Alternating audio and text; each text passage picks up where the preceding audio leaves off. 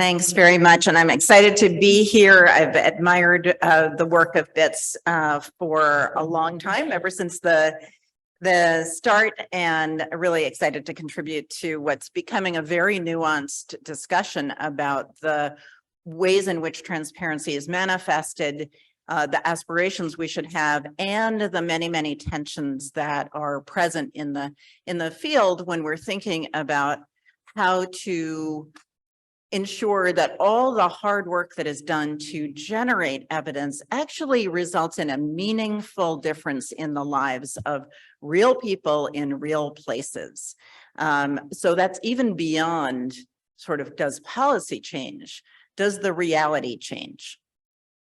And I'm also very grateful to BITS for permitting me the experience for the first time in my life to be on a panel with my dear husband.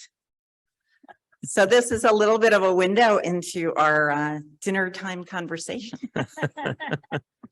So I'm going to be brief for obvious reasons. If you want to see more, you can subscribe to my Substack. Okay, so the contribution I can make to this excellent panel and what Terry and Steve have talked about, I think, is to really reflect on what are the conditions under which I've observed and experienced the generation of evidence making a difference. And all of this will come, well, not all of it actually, comes from both US and international experience. So one, and this is contrasting even the complex conditions in the biomedical research field with what we experience in social and economic policy. So the first sort of factor that I think is just crucial to recognize is the context specificity. So when, and this is, everybody knows that when the systematic reviews are done, particularly when they draw on such a limited base of evidence, the first thing that will come out both in the findings from the systematic review and certainly in any sort of discussion around uptake is, well, this is an interesting generalization, but it does not apply to the context that I am thinking about. And basically that's true.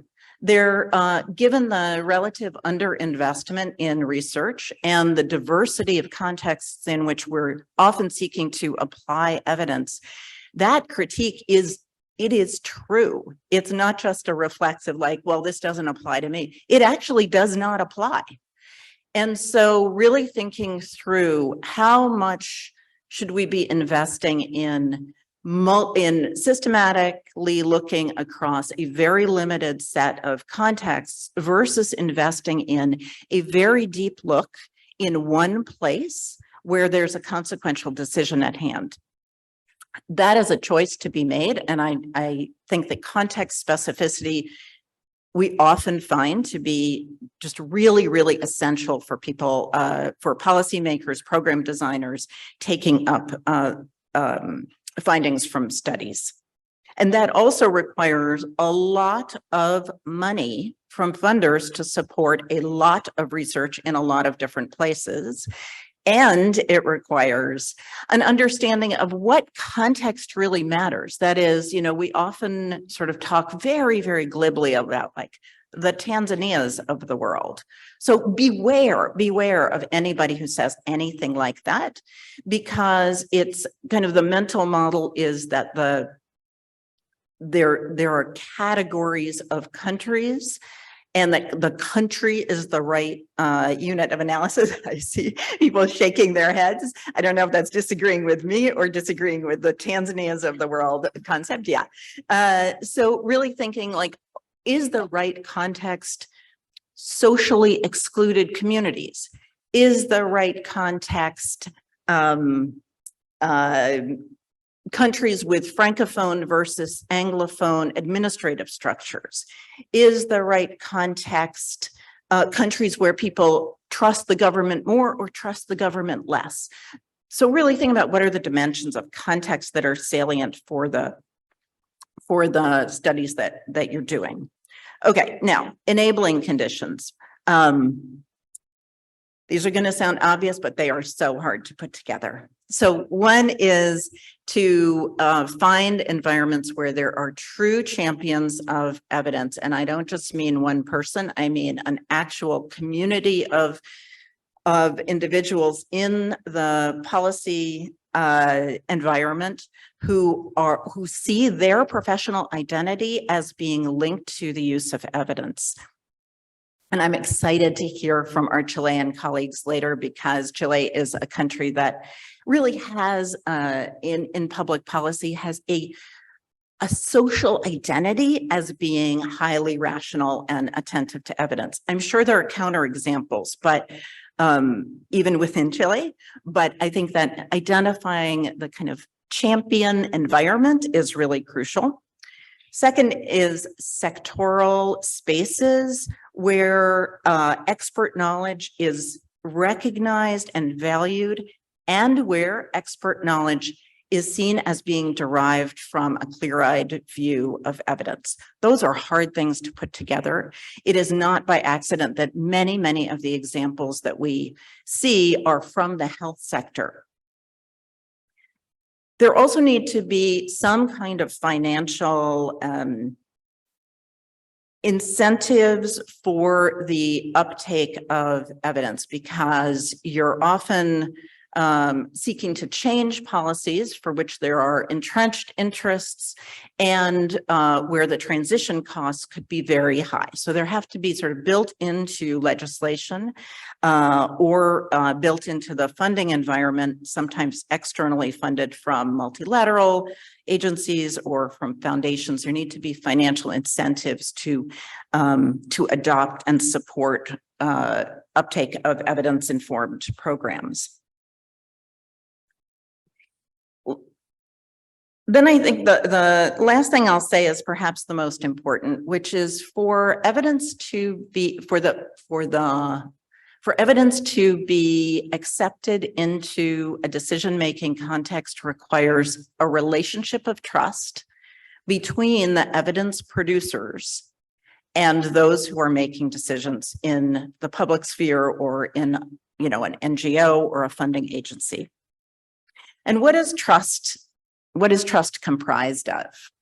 So, you know, one framework from sociology says that trust requires that you are seen as being competent, that you are seen as being honest, and that you are seen as acting in the best interest of the people who you're seeking to establish the relationship of trust with. Okay, where does transparency enter into that? Certainly in the first, and definitely in the second, competence and trust, and honesty, very profound relationship with transparency, and many of the activities that BITS and others are seeking to promote.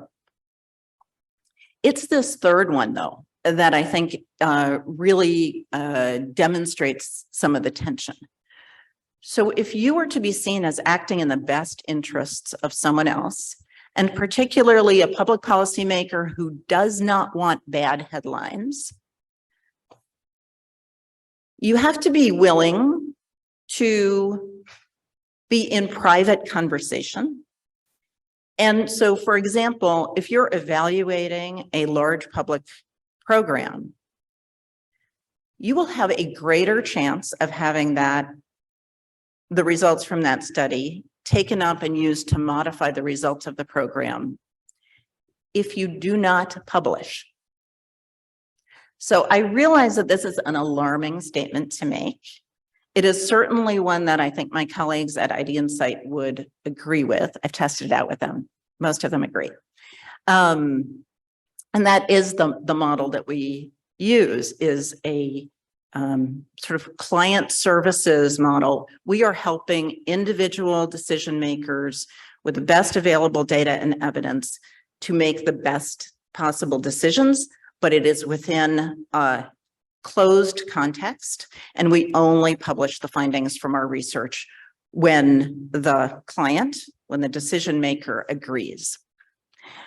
So I'm just recognizing that these are points of tension with the aspirations around transparency. And in any given setting, I think they need to be thought through. And if your central interest is to contribute to the vast body of knowledge and have your findings available for future systematic reviews and evidence aggregation, obviously openness and publication is the way to go. It's a contributor, does not solve all the problems.